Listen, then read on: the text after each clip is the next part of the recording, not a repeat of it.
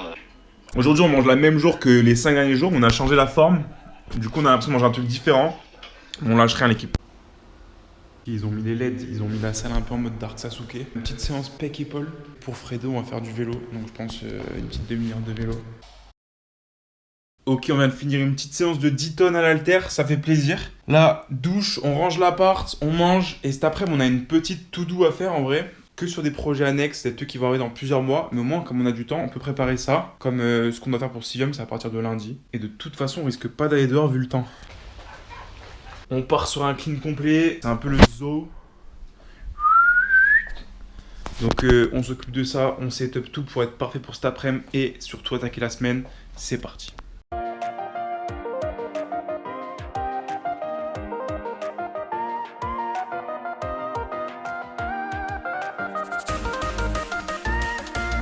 Il y a un énorme plot twist. J'ai voulu fermer le rideau. Il y a tout qui m'est tombé dans la main. Cet hôtel va tomber en ruine avant la fin du mois. Je vais essayer de le réparer.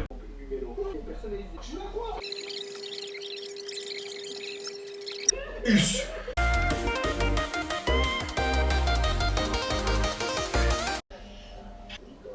Ah, tu crois qu'on est à l'opéra Mozart ou quoi là?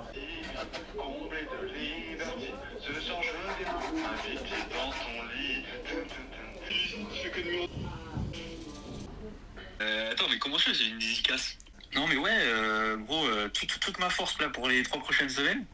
Et puis, on attend les vidéos avec impatience. Gros suceur. Je dois reprendre la notion de finir 2-3 trucs. Je dois reprogrammer aussi mon shotgun pour cet été. Et après, il y aura le conseil du jour.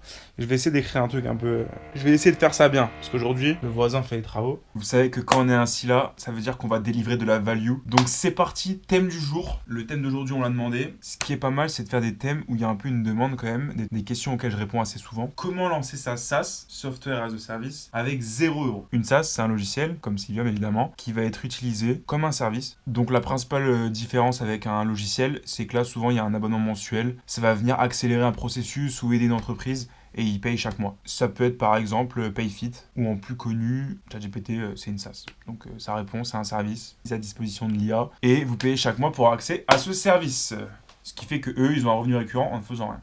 Alors, introduction. Déjà, important pour lancer une SaaS, c'est assez long en vrai, si vous avez 0 € de budget. Donc, le plus important, même si ça paraît un peu évident, d'avoir cette envie d'entreprendre. Donc, ok, c'est cool d'entreprendre, mais il peut y avoir des hauts et des bas. Les hauts, c'est souvent après, ou si vous touchez un peu, vous, au SaaS, au développement, ça peut être vachement cool le moment où vous développez, de créer le logiciel. Et les bas, c'est pas vraiment des bas, mais c'est comme ça va être vraiment très long et que bah, c'est vraiment long avant que ça vous rapporte quelque chose, avant qu'on reconnaisse un peu votre travail, choses comme ça. Il faut être prêt à encaisser plusieurs mois, voire années, de non-rentabilité. Il faut aussi que vous ayez une trésorerie nécessaire pour avoir une visibilité financière sur au moins minimum 1 an. Et le chômage, des économies, ou peut-être que vous avez une activité en parallèle, choses comme ça. Avant de lancer votre SaaS, le plus important, c'est de trouver le bon marché. Le mieux, c'est de trouver une niche qui est dans un marché accessible. Accessible, c'est un grand mot, parce qu'évidemment, il y a des barrières sur tous les marchés. Et quand je veux dire accessible, c'est-à-dire un marché où il y a une vraie demande et où, idéalement, la concurrence, elle n'est pas écrasante. Par exemple, la livraison de repas, il y a une vraie demande, mais il y a déjà des centaines de solutions. Donc concurrence écrasante. L'idée, c'est de trouver un secteur où on peut apporter une solution concrète et unique. À chaque fois, je prends des exemples avec Civium, parce que vous connaissez pour moi développer. L'offshore, c'est accessible, parce que dans la digitalisation offshore, il n'y a pas encore une plaidoirie de solutions. Et en plus, il y a une demande. Donc là, quelque chose qu'on me dit souvent, mais comment tu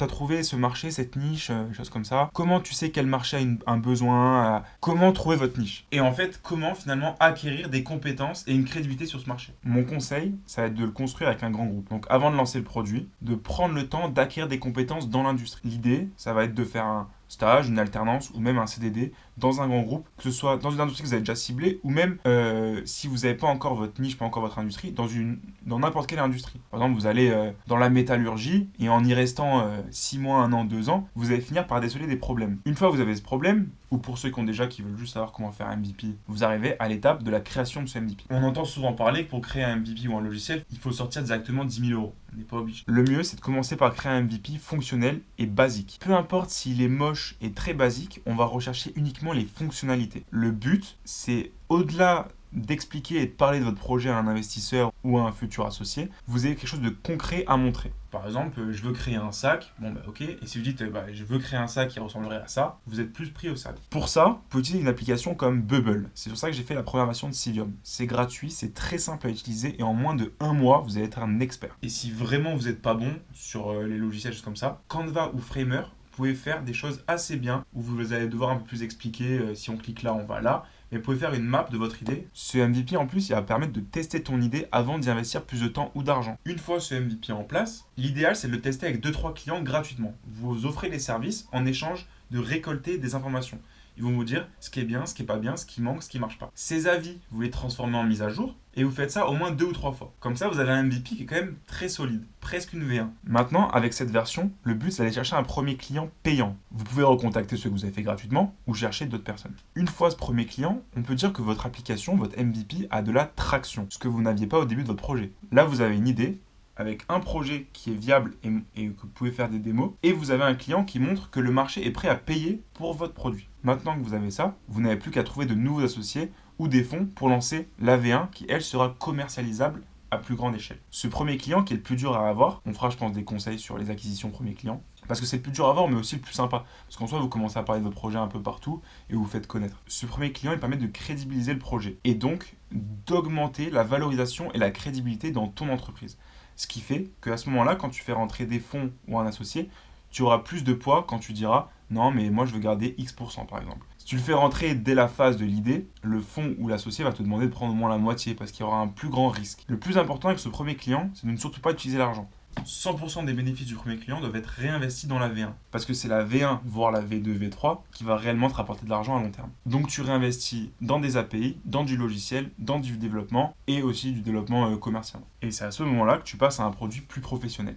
Et c'est donc à ce moment-là aussi où tu viens de créer une SaaS avec 0 €. Tu as un produit qui est en train de prendre de l'ampleur et tu n'as plus qu'à passer à l'étape suivante, le marketing et le scaling. Pour faire un point Civium, c'est exactement ce qui s'est passé. En septembre, on finalisait la bêta sur Bubble. On l'a terminé exactement en novembre. On a signé un premier client en décembre. Et on a commencé à travailler sur une V1 avec un nouvel associé à partir de janvier. La V1 est toute prête pour sortir dans quelques jours. Et nous avons un portefeuille client à recontacter pour l'intégrer sur la V1 que nous allons énormément marketer et scaler. Et c'est à ce moment-là où ton produit peut aller concurrencer des grands groupes. Le MVP, c'est essentiel et il sera demandé pour n'importe quelle étape de ton projet. Surtout si tu veux rentrer dans un incubateur. Beaucoup d'incubateurs te feront faire ton MVP pendant 6 mois. C'est pour ça qu'il vaut mieux le faire de ton côté. Et encore une fois, Bubble, c'est super simple à utiliser.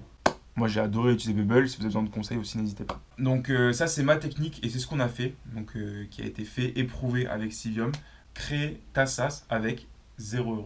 Et c'est vraiment 0. Tu vas sur Bubble, c'est gratuit. Et Dieu sait qu'avec une SaaS, tu peux vraiment scaler à l'infini et faire énormément de bénéfices. Ouais, c'est tout pour moi. Ouais, du coup, on est good pour aujourd'hui. Il reste plus que comme d'hab, renfo, abdos, on mange, dodo, la routine. La routine parfaite, finalement. Mais c'est surtout le moment de remercier les plus fidèles d'entre vous. Merci à deux et bon vol pour rentrer en France. Merci Alex avec ton chat, tous les jours le chat. Aed, fidèle au poste, Hugo Cortina, Jérôme, Big Cœur. Jérémy, t'es en train de te faire détrôner sur toutes les vidéos de ton first, c'est terrible. Le bisou habituel à Fredo, Mamie, Jackie et Mimi, toujours les numéros 1. Merci Ryan et surtout, bonne nuit Loïc.